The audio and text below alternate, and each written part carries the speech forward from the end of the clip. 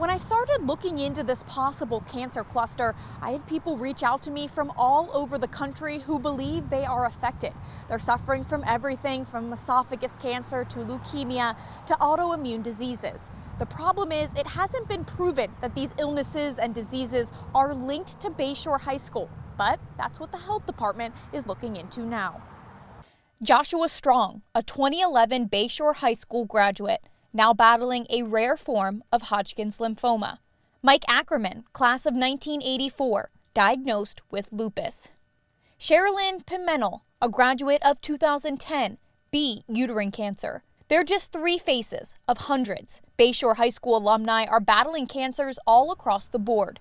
And not only cancers, other rare illnesses like polycystic kidney disease. Kelly Hall has battled 2 different cancers since graduating from Bayshore High School in 1994. I was diagnosed with ovarian cancer in January of 2016. Went through chemo, and then 18 months later, I found out I had uterine cancer. As for a cause, all signs point to the old Bayshore High School. Ovarian cancer, it's very common, it's hereditary usually. So we did the genetic testing, it came back negative. So to have 2 gynecological cancers with no case of hereditary in the family is very uncommon. So the doctor said either environmental or sporadic, which seems very weird to get 2 cancers sporadically. Then there's Curtis Thompson, battling his 3rd different type of cancer since he graduated from Bayshore High in 1987.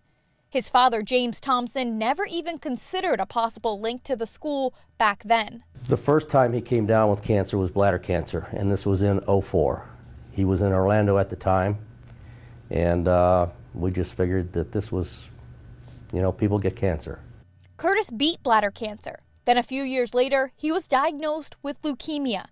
Curtis fought it and beat that too. He was fine until recently. It was November that he came down with esophageal cancer. Cheryl Joza lost her sister to cancer and strongly believes Bayshore High School is the reason why. Since then, she's been tracking the number of illnesses and deaths of Bayshore alum.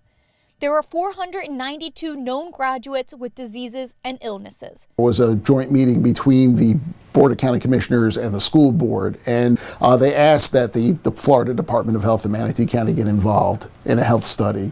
Now the Department of Health is collecting information. What we're looking for people to do is report if they did have any sort of cancer or any sort of other disease that would come in. The problem now is finding these graduates, because now, decades later, they're living all over the country. So far, the Department of Health has received 60 forms, which is only a fraction of those 492 known cases across the country. Again, all the information that we do collect is protected by federal HIPAA laws, so we won't be able to release or share your information with anybody else. Forms are due by the end of February. Then they'll be submitted to the State Department of Health. And in 6 months, the department will make a determination. Is there a cancer cluster in Manatee County or not? But attorney Ron Chapman says proving that there's a cancer cluster revolving around Bayshore isn't easy. First, you need individuals that have like cancers. And cancers are very, very individualized. They'd have to prove that the number of individuals with that cancer is higher than what the area typically experiences. And then you have to isolate those particular cancers to a particular cause, and then trace that cause directly back to Bayshore, either something from the building, something from a construction material, something that emanated from the ground, to the water, to some kind of contamination, and then argue that the contamination caused that specific type of cancer. Very, very difficult to do, but it's been done in many cases. Even if the department determines a cancer cluster, it'll still be hard to prove causation. And for people like James Thompson, it isn't about being compensated for what's happening to his son.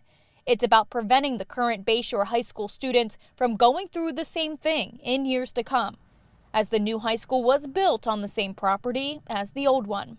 What's happened in the past has happened in the past. You can't change that, but you can fix the future.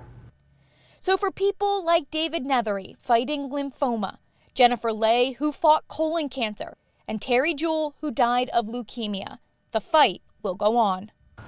As far as what caused this possible cancer cluster, there are a lot of theories. One of them is that diesel fuel tanks buried underneath of the school leaked into the ground and the drinking water.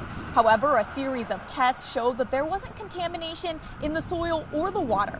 But those who are suffering from these illnesses or lost loved ones say those tests were not done correctly and that someone needs to take a closer look. Jess Aldrich, ABC 7, your Suncoast News.